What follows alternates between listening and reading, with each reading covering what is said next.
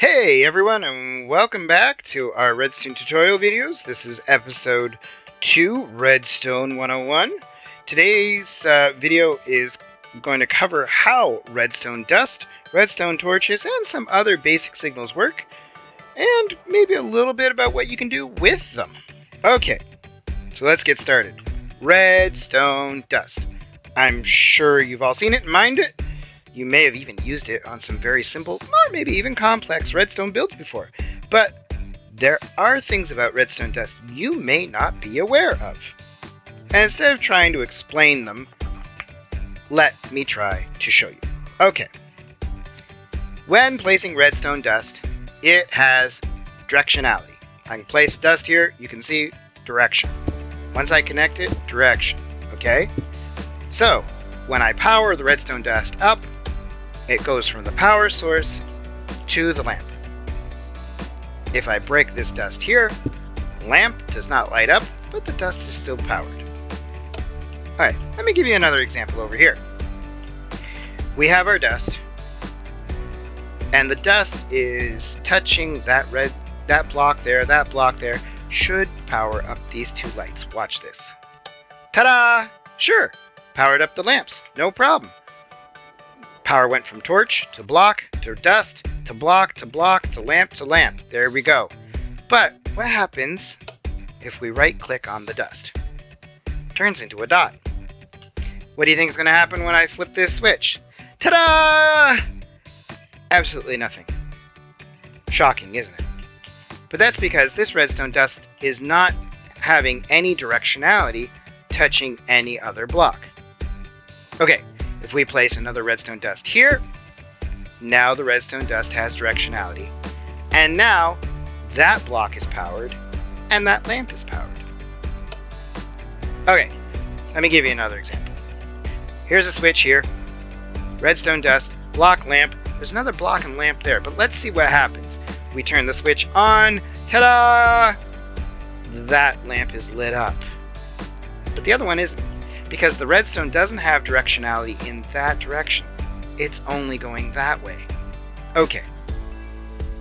Now we got the idea of directionality. Let's see. Directionality isn't always just one way on a path of redstone dust. I can turn this on and that lamp powers up. But I can also come over here, turn this on, lamp powers up, but you'll see that the redstone is powered all the way down here. So directionality is within the distance from the power source.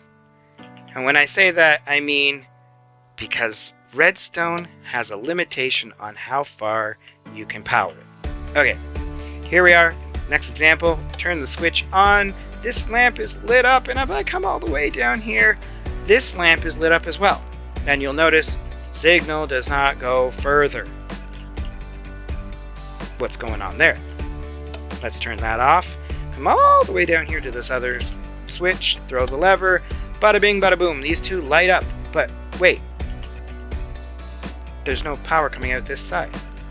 That's because what's happening is these lamps are consuming the signal. The signal comes, consumed by the lamp. Wah! You can't get signal out of the lamp in this manner. You can't just put redstone beside it and get power. So, we'll come here to this other switch. What do you think is going to happen? Lamp down there, lamp here, light up. Bing! Lamp here, lit up. Lamp there, not so lit up. Okay, so why?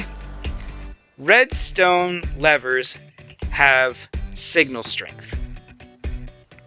When you flip a redstone lever, you have a signal strength of 15.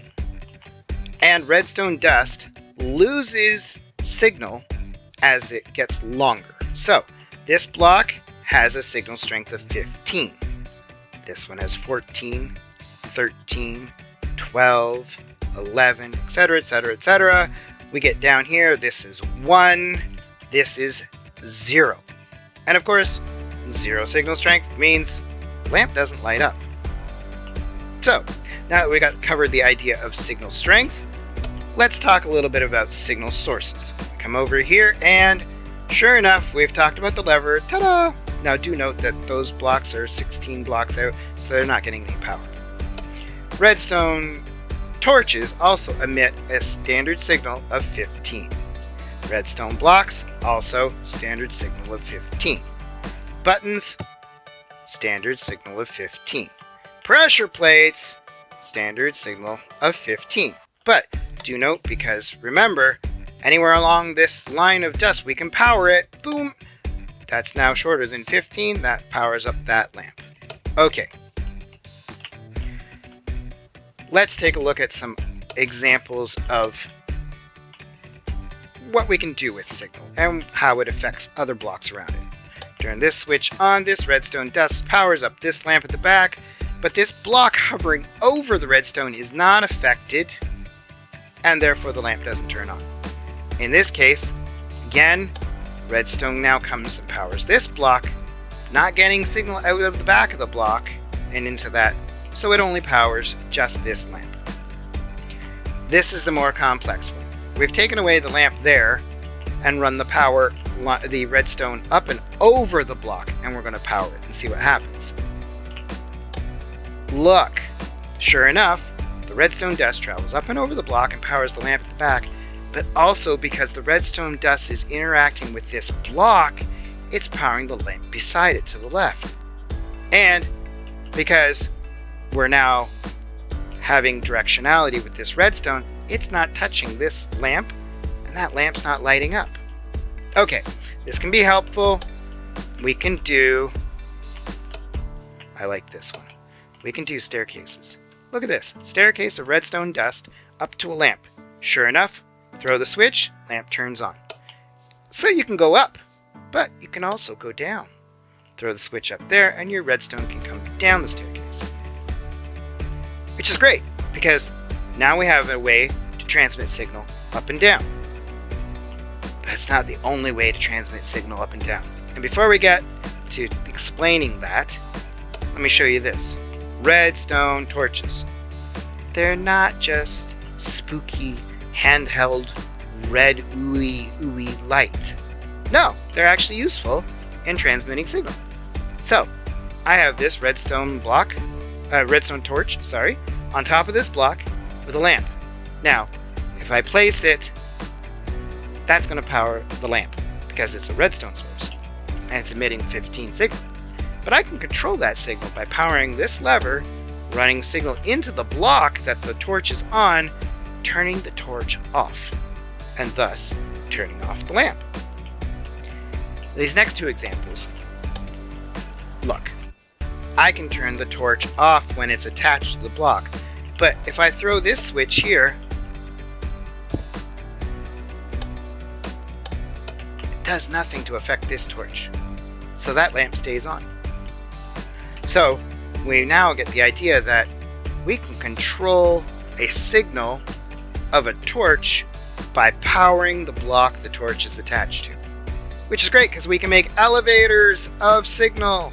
If I have this off, that lamp is off at the top, but if I turn it on, that turns off that first torch, turning on the second torch, turning on our lamp. This is great for really tight spaces if you're trying to transmit a signal up. But we can also transmit signals down. Look, there's a redstone torch, redstone dust below the torch.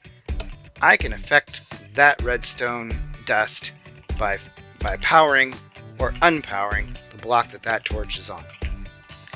And torches affect all the blocks in their radius except for the block they're on. So you can see here, this torch on the ground is powering the block above it, the block behind it, the block to the left and the right, and if I show you, the block in front of it. Same goes with this one attached to a block. If it's attached to the side of a block, it can power the block below it, the block above it, the block to the left and the right, and the block in front of it. Okay. Levers. We can attach levers to any face of a block. Top, bottom, side, back, left, right, all of it. Same goes for buttons. The problem is, can't do that with the pressure plates. They can only go on top of the block. Period. Okay? Let's do a quick little recap. Redstone dust carries signal strength of the source signal with a maximum length of 15. Has directionality, meaning it only interacts with the blocks it directly touches. Some primary sources of signal strength are the lever, redstone torch, redstone block, which we didn't cover in this video but we will discuss in upcoming videos, the button, pressure plates, and all of which provide a signal strength of 15 consistently. Okay, thanks for watching episode 2, Redstone 101. Next episode, stay tuned for it, join us, because we're going to cover the repeater, the comparator, and the target block, what we're calling episode 3, Redstone Direction.